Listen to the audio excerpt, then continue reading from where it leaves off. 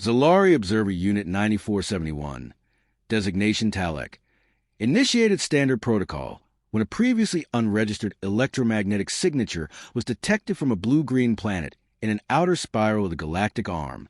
From orbit, the planet showed signs of bioactivity, minor atmospheric scarring, and widespread technogenic pollution, indicators of a civilization transitioning from industrialization into early digital evolution. On paper, it was routine. Another primitive species reaching out into space with feeble analog tools. The classification assigned was Tier 0.7. Threat potential negligible. Initial scans revealed hundreds of fragmented nation-states, internal competition, irrational social constructs, and a complete disregard for planetary resource stability. The dominant species, self-identified as Homo sapiens, exhibited erratic developmental patterns. Within 4 millennia, they had gone from bronze tools to orbital satellites. Within 1 century, from internal combustion to fusion prototypes. But their rapid progress came with systemic instability. Conflict were not anomalies, they were constants. We accessed their digital records with ease. Unencrypted broadcasts, public forums, military archives, none of it hidden. What emerged was not merely the history of a people, but a chronicle of violence so unrelenting it bordered on pathological. Wars fought for ideology, for resource access, for identity, for offense, for preemptive fear. Genocides committed with industrial efficiency. Weapons designed not just for function, but for spectacle. The historical logs were staggering. The Mongol invasions, with tens of millions dead before the advent of basic medicine. The world wars, industrialized nations converting entire economies into war machines. The nuclear age, where annihilation became a strategic policy. In human terminology, mutually assured destruction. They tested planet-killing weapons on their own species, voluntarily. Analysis showed biological contradictions. Humans lacked claws, natural armor, or venom. Their muscle density was inferior to most predators. Yet, they were apex organisms across every known climate zone. They endured temperatures that froze other species to death. They thrived at altitudes with 40% oxygen saturation. They ran prey to exhaustion over hours. Their endurance was obscene. Pain tolerance inconsistent, but often suppressed during conflict. Wounds that would incapacitate other species became motivators. Some individuals continued to fight with missing limbs. They had no regenerative abilities beyond clotting and scar tissue. Yet their medical interventions made regeneration irrelevant. They stitched, stapled, amputated, and replaced organs. They constructed hearts from machines and reattached severed nerves. Death was a threshold, not an inevitability. Psychologically, they were erratic and unreadable. Grouped, they formed systems that oscillated between cooperation and chaos. They engaged in empathy that extended beyond their species, creating shelters for animals and granting rights to plants, while simultaneously destroying each other in urban kill zones. We studied their fiction. This was critical, as it revealed subconscious programming. Even their stories were soaked in violence. Children were fed narratives of rebellion, war, vengeance, sacrifice. Victory was seldom through diplomacy. Peace was rarely maintained without deterrent force. Their heroes were not the wisest, but the most unyielding. The simulations failed. Our predictive AI could not model human behavior within a margin of certainty above 38%. Variables emerged without stimuli. Emotional decisions overrode survival imperatives. Individuals executed self-destructive acts for abstract gains, pride, vengeance, love. They turned suicide into a weapon. We broadcasted standardized first contact signals from lunar orbit. Expectation, curiosity, fear, maybe worship. Instead, our signals were decoded within 72 hours. Human radio arrays across the planet began triangulating our orbit. Our cloaking matrix, assumed impervious to electromagnetic detection, was pierced using modifications of civilian radar. A probe was launched. Crewed by galactic standards, liquid fuel, no onboard AI, but it reached orbit. It carried no weapons. Just a gold-plated disk, engraved with mathematical constants, audio samples, and a warning. The warning was brief. We are aware. Do not approach further. This is our territory. We had underestimated linguistic adaptability. The probe's content was translated into 19 Earth languages, including several that were no longer in use. They had simulated alien reception of the message and designed it for maximum psychological ambiguity. Not hostile, but not welcoming. Strategic vagueness. The Council disregarded our findings. The consensus was clear, a fledgling race projecting false bravado. Our recommendation for containment and ongoing observation was rejected. Talek was reassigned to a border post in the Siren sector. I did not comply. I returned to lunar orbit and reinitiated silent watch protocols. No signals, no emissions. Observation only. What I saw in the following cycles unsettled me. Within weeks of our detection, human scientific institutions began drafting protocols for extraterrestrial diplomacy, defense, and conflict, independent of one another, without centralized directive. Universities, militaries, rogue states, corporate think tanks, all aligned unconsciously. Their planet's internet, a chaotic lattice of misinformation and entertainment, began to shift tone. Science fiction tropes were discarded. Survival scenarios and tactical extrapolations became popular. Civilian populations debated the ethics of alien warfare. Simultaneously, defense expenditures increased. Satellite networks were expanded. High-atmosphere weapon tests were accelerated. An orbital drone platform, previously a decommissioned project, was quietly rebooted and armed. Not for war, for deterrence. Humans believed they were being watched. They had no evidence, but belief became enough. Cultural paranoia turned into productive fear. This was not hysteria.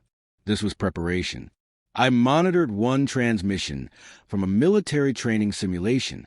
In it, soldiers role-played scenarios involving an alien boarding party. They didn't just repel it. They studied the enemy. They dissected, counter-adapted, and replicated alien weaponry within the scenario's time constraints. We had encountered warlike species before, but never one that anticipated war with the unknown, assigned resources to fight it, and began social conditioning without formal contact. There were no monuments to peace on Earth that did not stand atop a field of corpses. Their civilization was built on conflict, refined by adversity, and taught through trauma.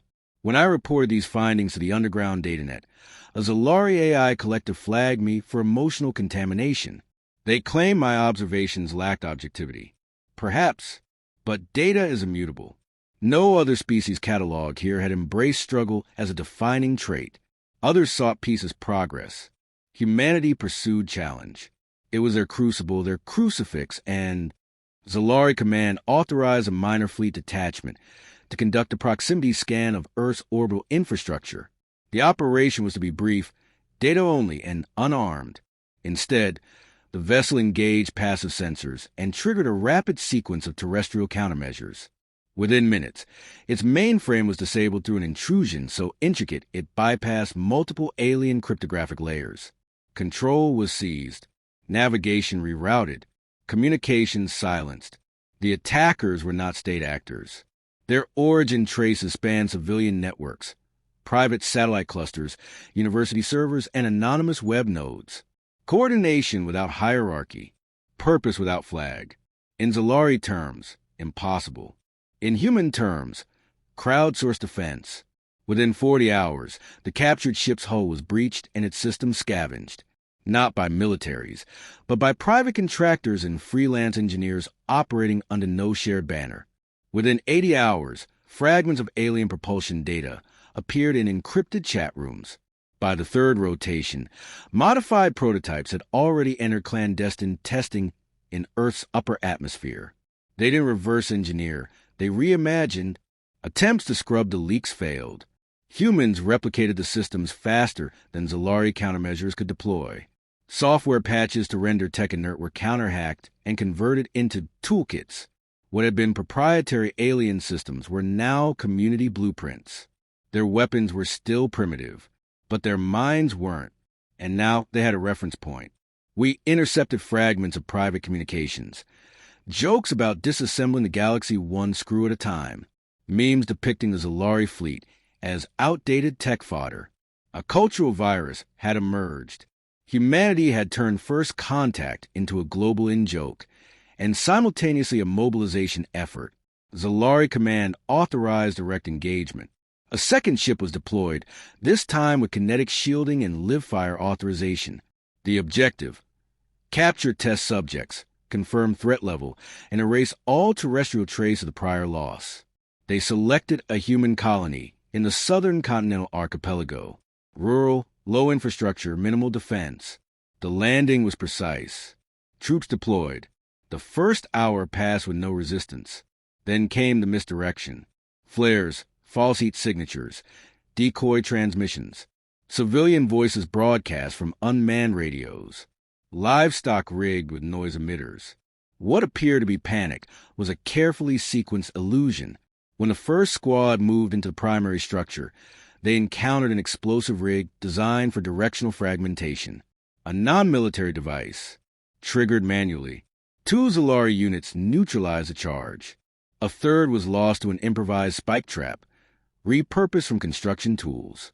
The attackers were not soldiers. They were farmers, tradespeople, teenagers. They used terrain, timing, deception, and they kept coming. No centralized command, no coherent strategy, but every motion carried purpose. Delay, disrupt, divide. By hour 6, half the Zalari forces had withdrawn. The remainder engaged in combat not predicted in any simulations. Civilians using guerrilla tactics, explosives built from agricultural chemicals, communication routed through children's toy drones. Children themselves acted as message couriers. None surrendered. Not one. Our forces secured a perimeter. They believed the colony had been subdued. Then came the second wave, non-local human reinforcements, unmarked, no official uniforms, mixture of paramilitary, former police, militia, all silent, coordinated through nods and gestures, infiltrated via water, woods, and air. By hour 12, the colony was back in human hands. The Zalari commander initiated a tactical withdrawal. Of 73 deployed units, 29 returned. Captured footage showed humans extracting wounded enemy bodies, not to aid them, but to study their anatomy. They documented weakness, respiratory thresholds, joint ranges, medical autopsies performed in garages. This wasn't warfare. It was adaptation. Reports across the globe confirmed pattern replication. Human resistance cells began arming themselves with crude facsimiles of Zalari tech.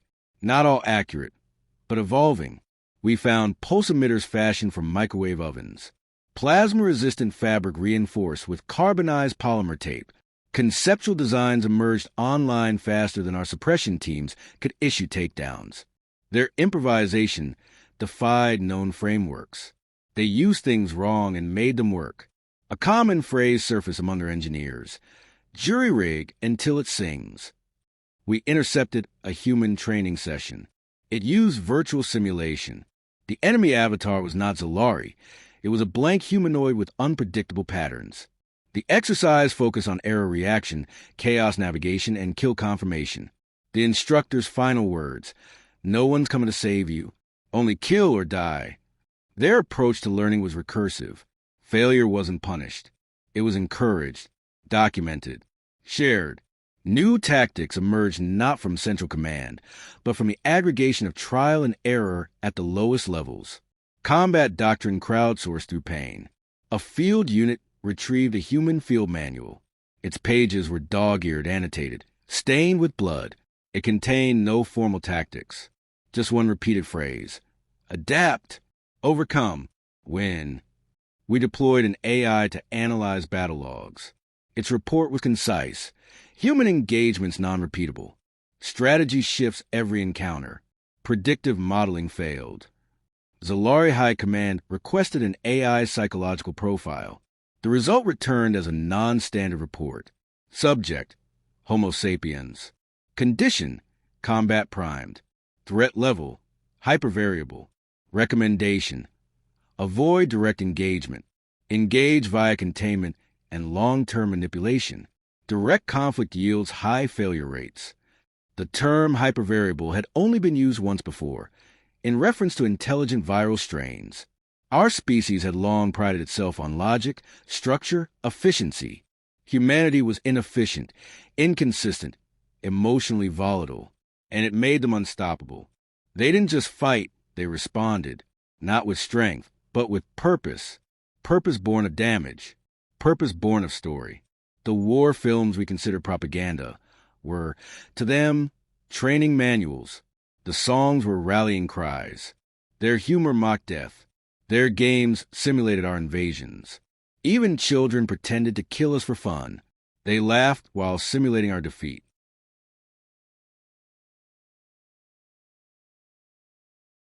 The Galactic Assembly convened under emergency protocol as the reports mounted.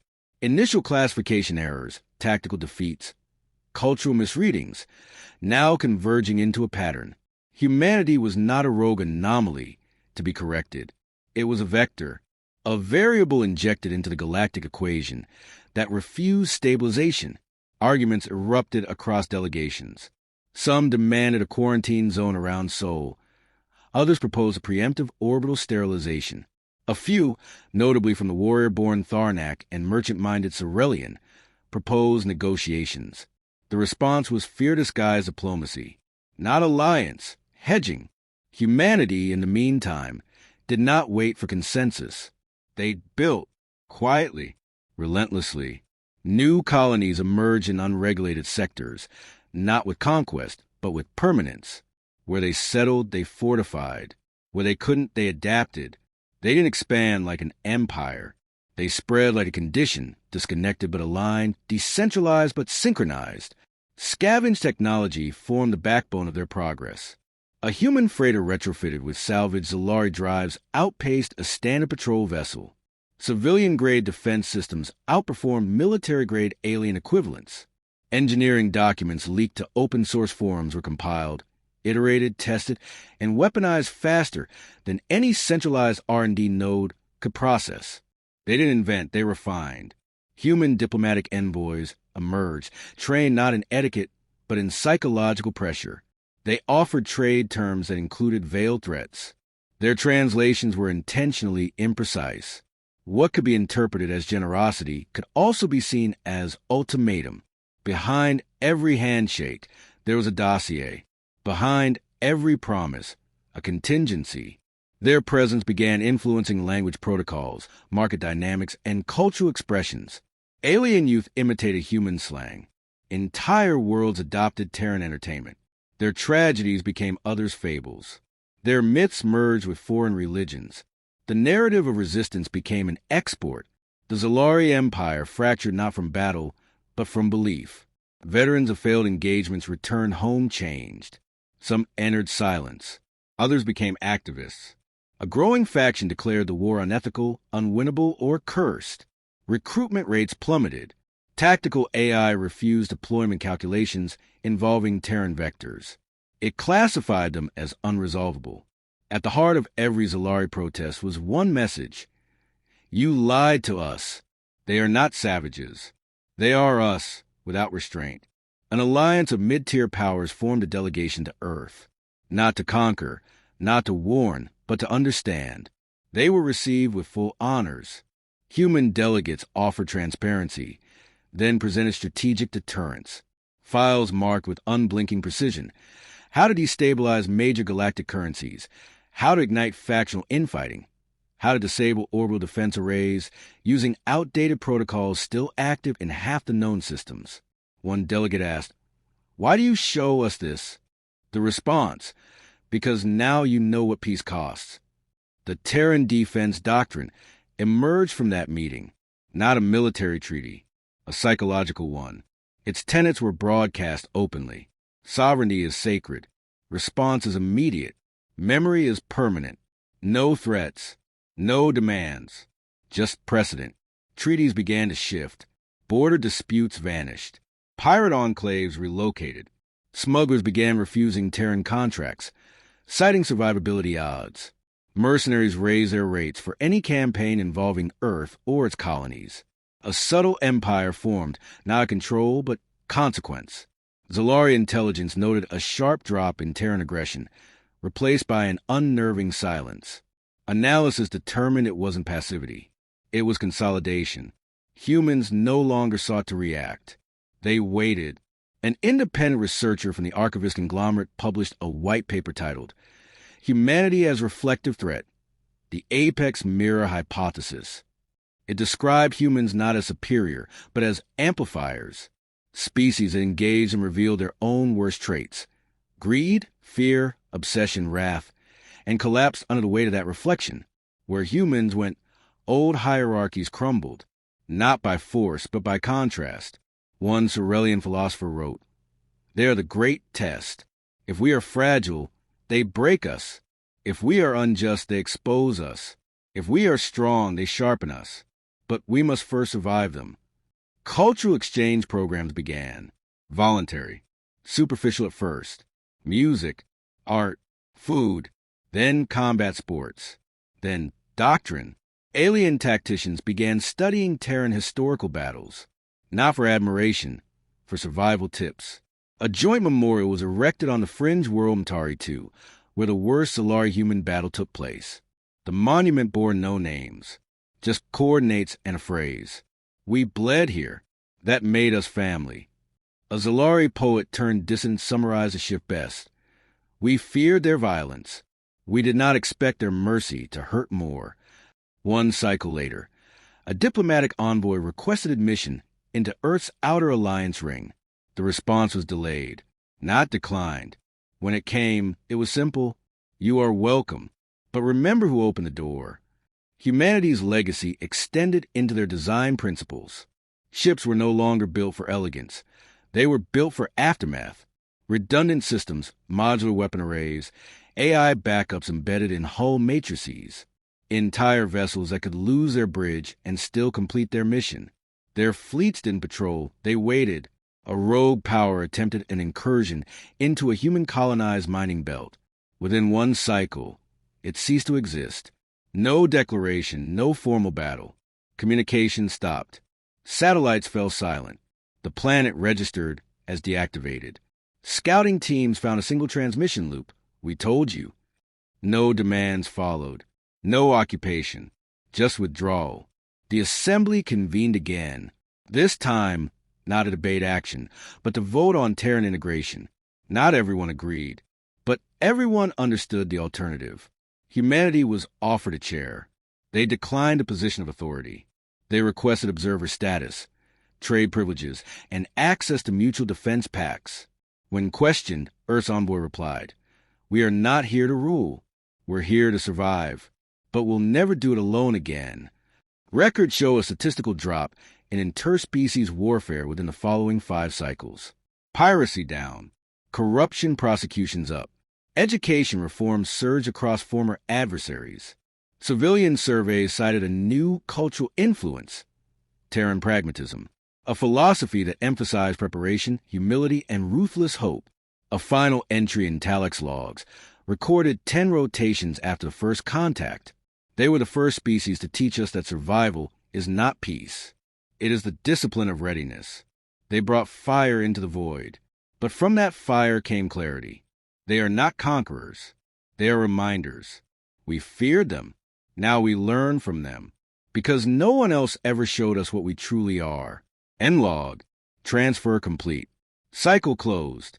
Initiating archive. Signal strength. Optimal. Message relayed to all observer stations. Humanity has passed through the crucible. They emerge not as dominators, but as the balance point. Do not mistake their silence for absence. Where they walk, the galaxy redefines itself.